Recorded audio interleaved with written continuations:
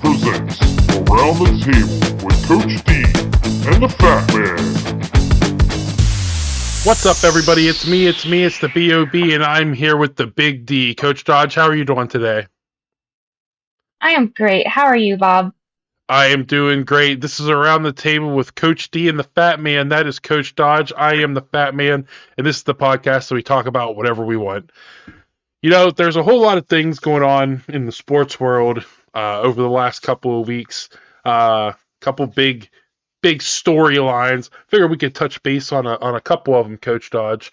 The first one, I'm interested on your opinion because you are an avid Washington Capitals fan, and obviously Alexander Ovechkin, he just got hurt, but he is on a pace to, within the next year or so, depending on how long his injury is, of breaking Wayne Gretzky's all-time goals record. What are your thoughts on that, and what are your feelings in general on Ovechkin? Because I know for some of the fan base, it's a mixed bag. Yeah, I think I've talked about it before. I am not a huge Ovechkin fan, but I wouldn't want to play against him. So, I am glad he's on my team, but he's not my favorite player. But I am so excited as a Cavs fan that he is getting so close, just 27 goals short of Wayne Gretzky's record. He has 868 career total goals. That's insane. And I think that's just a really exciting thing for Caps fans. I'm super bummed that he, is out on a leg injury. I'm really hopeful, and I'm just going to choose to believe that he is going to be back quickly. He's going to heal. Time is going to be on his side, and he is going to still somehow manage to pull off those 27 goals this season. Might be a crazy hope, but I'm just going to be that crazy fan and pray.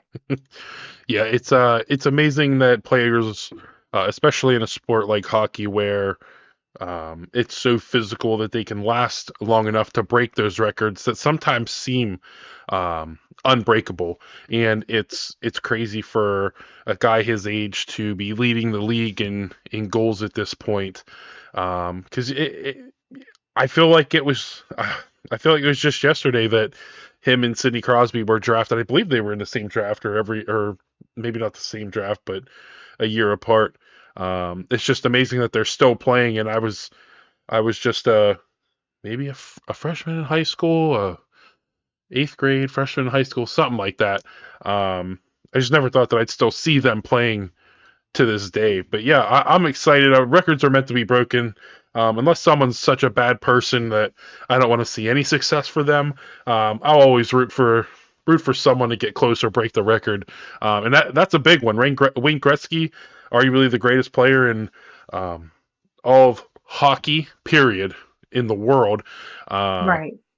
And to come close to that record, it shows the longevity of Ovechkin's career. And I think, he's a first ballot Hall of Famer. But I'm excited to see that as well. As a non-Capitals fan, it'll just be exciting to see. But one of the other stories. Well, go ahead. You go ahead. Go ahead, Coach. yeah. Hey, hold on. I have to talk about the Caps just a little bit longer. So we're talking about, it's amazing to see somebody his age still holding, going after records, and not just limping towards them. He is absolutely barreling toward that record. But yes, he is. Okay. limping, I feel like that was a bad analogy right now. He is kind of limping to the record, but well, gliding. I don't, but that's besides the point. What I was going to say is he also is the oldest player in NHL history to be the first to 15 goals in a season. So that was it. I just wanted to add that because that's just another little fun Caps fan factoid. There you go. And they're first. And they're first in their division, which we'll see how that goes in the playoffs when it comes around to the playoffs time. But anyways, one of the other big storylines of the year has been in the SWFL.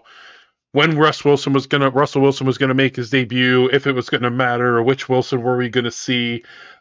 Should Justin Fields have been just given the keys to the Steelers offense to ride out the whole season? Right now, Mike Tomlin, as usual, is looking like a genius. Russ has the Steelers riding high. Is it perfect? No. But the Steelers they're in a position right now that I think a lot of people did not expect them to be in, which there's a handful of teams in the NFL, in the SWFL, like my Vikings they're riding high right now with records that nobody expected. Mike Tomlin is on his way to successfully not having a losing record at all as the head coach of the Pittsburgh Steelers, which is crazy.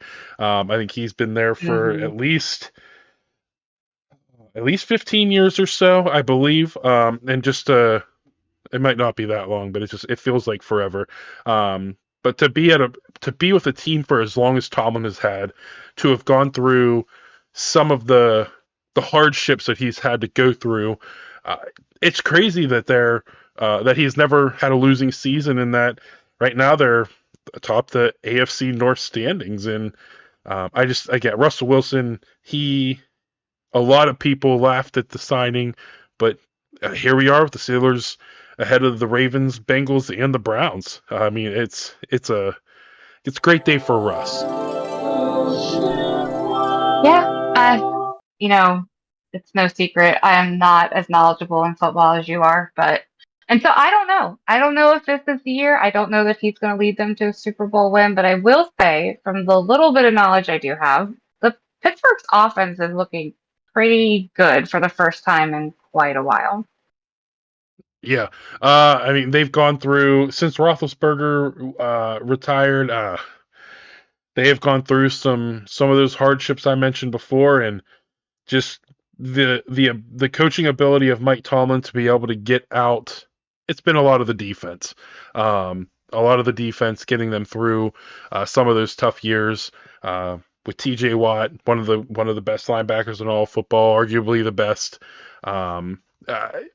Tomlin has done an amazing coaching job for the Pittsburgh Steelers, and yeah, I mean the offense is looking great. They look scary. George Pickens is having a decent year, hopefully for Pittsburgh Steelers fans' sakes. Russell Wilson is going to be able to keep Pickens happy and keep him in Pittsburgh, because we all know the wide receiver position in Pittsburgh has been a struggle to keep their stars happy, and a lot of it has to do with those down years on offense. But yeah, I think there's a chance that we could see a Steelers-Lions Super Bowl, and that's not something that I think anybody would have said coming into the season. And I think right now the Lions are favorites to win the Super Bowl, and to be favorites to win the Super Bowl, having never been to the Super Bowl, is pretty crazy on its own. I will root for them if they get there, but I would be disappointed for the Lions to win a Super Bowl before the Vikings. But, we're a cursed franchise, so just like the Lions. But last thing, I mean, it's all over. It's over. It was probably over before it started, but obviously this past weekend we got to see Mike Tyson and Jake Paul in a sanctioned boxing match, and lots of controversy after. Was it real? Was it not? Was it scripted? What happened? What are your thoughts on that fight there, Coach? I mean, it looked pretty good for about the first 20 seconds. Then the stream kind of went crazy. I mean, that alone was just a tough issue. I mean, Netflix is being sued. That's the whole thing. I'm struggling with this. I mean, obviously we know Paul won by unanimous decision. I think age is always going to be against somebody when you're going 8 rounds in a boxing ring. Like, I think Tyson's age showed. Are there times I think maybe he went a little easy on Paul? Sometimes I think Paul went a little easy on Tyson. I just struggle with this whole thing. I don't think age is what per se made Mike Tyson lose, but I think stamina is always going to be an issue when you have somebody who's 31 years older than his opponent. And that's just a whole nother issue in itself, is Paul's opponent picking. But what do you think? Like, do you think age was the issue? Do you think the fight was rigged? I mean, what is your opinion? I love conspiracy theories. I love them. I love reading about them. I don't believe most of them. But when you go back and watch the fight, and you hear all the things that people were saying after, obviously fake scripts went around before the fight even happened. I mean, you could tell they were fake because there was things. One of them was a 10-round script for the fight, and it wasn't a 10-round fight. But I mean, I think it's clear that Tyson pulled up early, and it's clear that Jake Paul pulled up late. He Power is the last thing to go for a fighter, and Mike Tyson still has that power. There were multiple times. I believe that Mike Tyson had a chance to win that fight if he gave a true first 2 rounds. But I feel like he needed to knock Paul out in those first 2 rounds. I don't think he wanted to. But once it got past round 2, I didn't think there was any chance that Tyson, because of his age, because of stamina, was going to be able to keep up with Jake Paul. But again, it was very clear that they both left a lot on the table. Tyson not really throwing his signature uppercut, not really following up on. There was multiple times that Tyson, he looked like he was going to take Paul's head off, and he pulled his punch back, or he stopped. He clearly, again, was it scripted? I don't know. I want to say no, but I do think that this was one of those situations where it was kind of like two friends going in, and they didn't really want to hurt each other. And at the end of the day, they both made over $20 million. I think Tyson made 20, Paul made 40 million or something. At the end of the day, they're rich and we're not, and whatever they want to do, they did it, and they're set for life. Hopefully Tyson has a better accountant nowadays than he did back in the day, which I don't think he didn't have one anyways. He just didn't know what to do with his money. But yeah, again, was it scripted? In the sense, yeah, it was scripted. Two friends didn't really have any animosity towards each other. And I think Tyson forgot. I think Tyson forgot in that first round that he didn't want to hurt Jake Paul, because Jake Paul legitimately looked scared at times, and some of those punches Tyson landed early were hard shots. But yeah, I mean, at the end of the day, it was two friends kind of just hanging out, because again, that Tyson that we saw, it wasn't the training Tyson that everybody got to see leading up to the fight. And they both left a lot on the table. I truly believe that Jake Paul, when he goes, we saw what happened when he went up against a real boxer. I hate to say that, but a real boxer against Tommy Fury, he lost. If he fights real boxers, he's not going to win. Against people with his same, I'll say same with video games. If I go up against somebody that's the same skill level as me in a video game, I'm probably going to win. But the second someone's a little bit more talented than me, I'm done. Jake Paul, he's going to go up against people that are at the same skill level as him, because they haven't been boxing that long. He's going to look great against them. But once he starts going up against more formidable opponents that have been boxing for a long time, he doesn't stand a chance. But yeah, semi-scripted. Well, and I mean, speaking of Jake Paul and his choosing of opponents, think the Jake Paul Conor McGregor will ever actually happen? No, I think we have a better chance of seeing